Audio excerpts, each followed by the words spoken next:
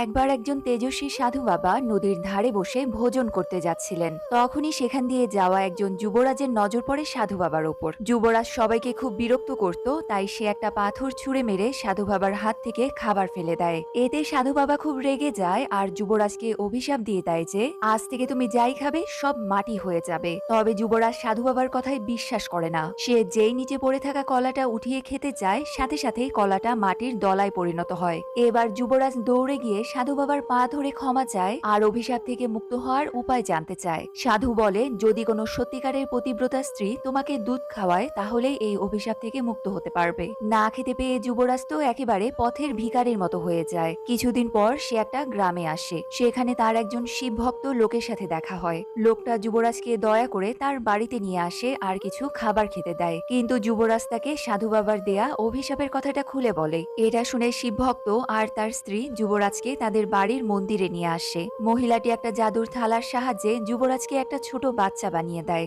এরপর মহিলাটি বাচ্চাটাকে তার দুধ খাওয়ায়। এতে যুবরাজ শাপমুক্ত হয়ে যায়।